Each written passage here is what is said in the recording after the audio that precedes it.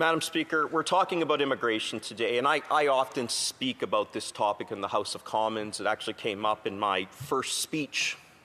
It's something that's really close to my heart. People are probably tired of hearing about my family story, but I'm going to say it again because I'm able to say it again.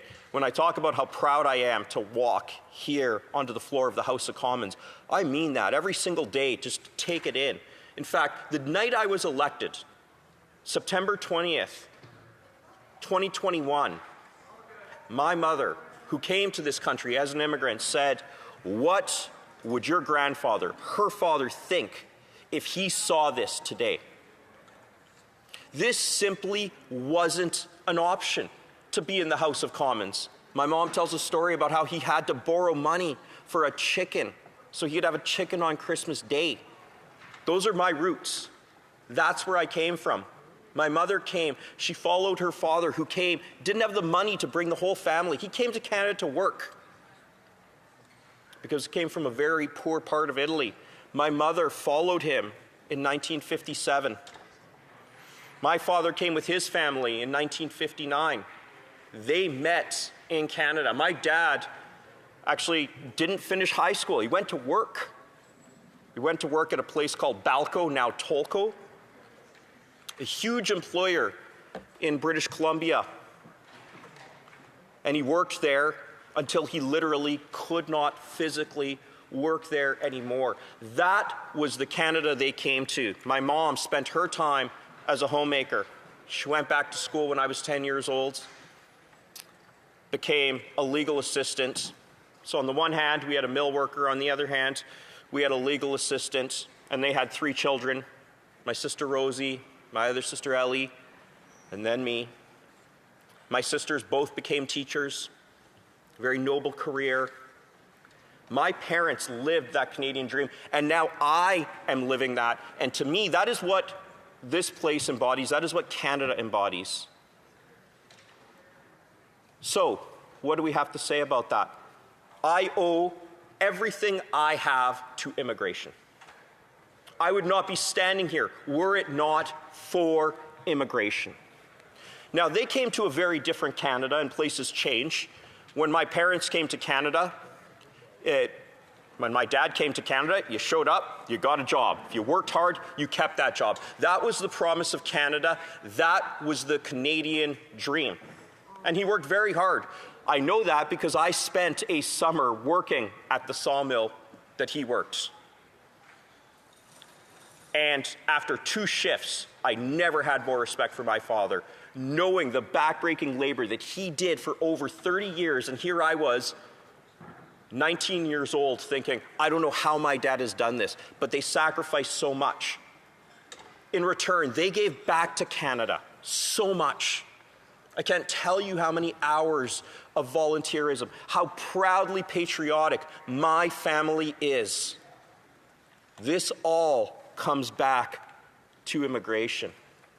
So I owe Canada, we as a family owe Canada a tremendous debt of gratitude. And it is against that backdrop, Madam Speaker, that I speak about Bill C-3, about a bill on immigration.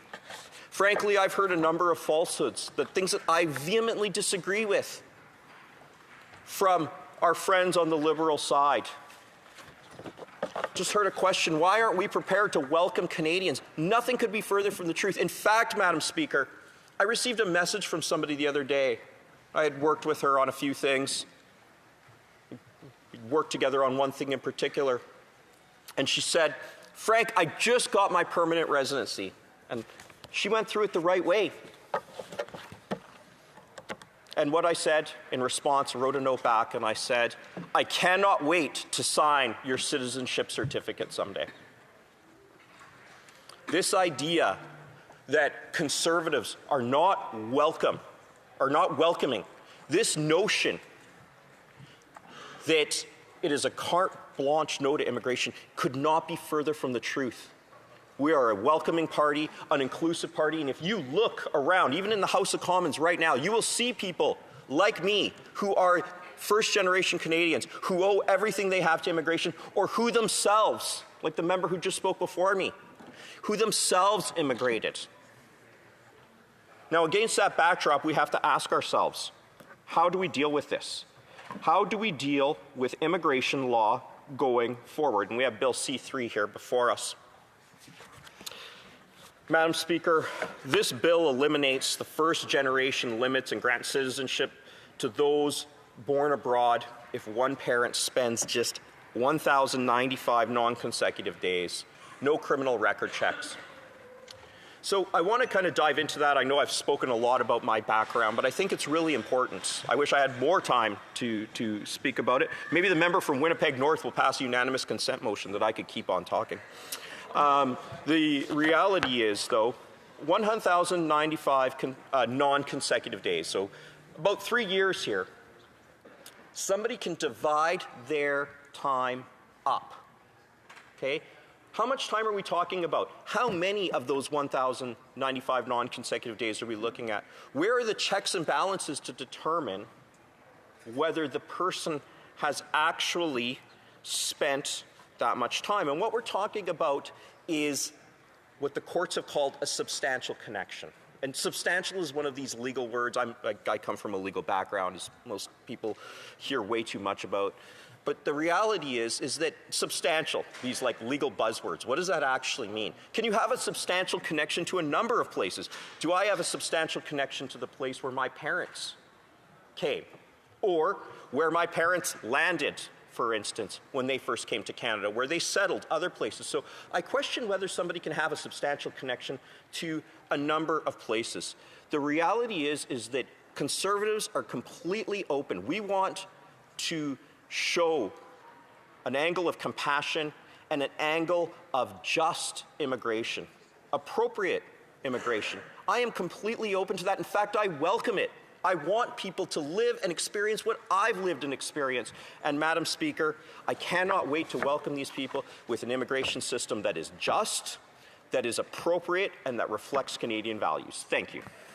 Questions and comments. The Honourable Deputy House Leader, Parliament Secretary to the Government House. Yes, Madam Speaker, you've been here all morning. You've been listening to Conservative after Conservative stand in their place and say that there is some just cases that will be enabled to have their citizenship if we pass this legislation. Members on all sides of this House recognize the value of it. So if the member says, well, as a Conservative Party, we want to be able to show progressive forward movement on such policy, one of the things that they could do is recognize that there's been hours and hours of debate. Back in June, we were debating this legislation. There's no reason whatsoever that we cannot continue this debate in second reading, and let's see the amendments that the Conservative Party has. It's a minority government. That means all you have to do is convince a majority of MPs to be on side with you. Opposition has a majority membership on the Standing Committee. My question to the member is, if he's convinced of the amendments that they apparently have, why not allow it to go to committee? Member for Kamloops, Thompson, Nicola. What I appreciate about the member from Winnipeg is not what he says, but how loud he says it, Madam Speaker. I have watched here all morning, and I have seen countless Liberals, many women standing behind him, who don't get to ask a question of this government, of us here, and all the while, he stands and speaks.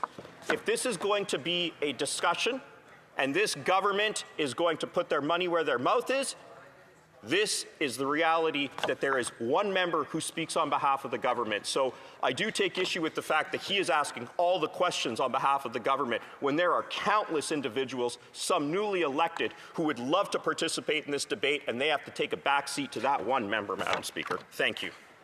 Can I just remind the Honourable Member that actually it is not correct. There have been other members asking questions, and it is not the tone of the debate also to remark on who asks the questions. Questions et commentaires, l'honorable député de Abitibi-Témiscamingue. Merci, Mme la Présidente. Je trouve intéressant que ce député nous fasse la leçon sur le ton et le volume qui est utilisé dans cette Chambre. Ceci étant dit, c'est le ton qui va être donné, le volume qui va être donné pour la prochaine session. Effectivement, c'est ce qu'on observe. Mais concrètement, moi, je trouve qu'il y a une question qui demeure et elle a été soulevée par le collègue de Winnipeg-Nord. Qu'est-ce qui va être amené en comité? Moi, j'ai besoin de la comprendre, la brèche, parce que je ne crois pas que c'est possible que le gouvernement ne fasse aucune vérification d'antécédents. Il va falloir la préciser si c'est le cas et d'aller plus clairement dans la législation pour obliger cette vérification-là. Mais de faire une propagande de peur en disant que ça va faire rentrer des gens qui vont menacer notre sécurité, je trouve que l'amalgame est douteux. J'aimerais entendre mon collègue qu'est-ce que vont être les amendements que proposeront les conservateurs en comité. Merci, Madame la Présidente. Kamloops Thompson Nicola. Thank you, Madam Speaker. I thank my colleague for the question. I don't believe that we as Conservatives have spoken about propaganda and fear. In fact, I spoke about the Canadian dream and how amazing it is to be here speaking about this. At the end of the day, Madam Speaker, we want an immigration system that is just, that is appropriate, and that reflects that those who should be coming to Canada, those with an appropriate connection, will actually be here. So the reality is that when it does come to consideration at committee, we should be looking at a number of different things. We should be looking at the substantial connection. How much time does that really mean? How many generations beyond the current generation are we actually looking at? Thank you, Madam Speaker. Questions et commentaires? Questions? Comments? The Honourable Member for Calgary Nose Hill. Provides a system for people to obtain citizenship in a way that the government cannot even estimate how many people would be eligible over a set period of time. Problem one. Problem two, it doesn't have any language requirements for people obtaining citizenship by descent, whereas we have those language requirements for citizenship by naturalization. The third thing, it has no criminal record check. The fourth thing, as my colleagues have already talked about, the presence in Canada test is probably not adequate. But I think what's important to understand here is that the Liberals in their debate are trying to move away from the fact that they have broken Canada's immigration system. Can my colleague talk about how Conservatives have been putting forward common sense proposals to fix the immigration system that the Liberals have broken and restore order and fairness to a once great system that served our country well? A very brief answer from the Honourable Member for Kamloops Thompson Nicola.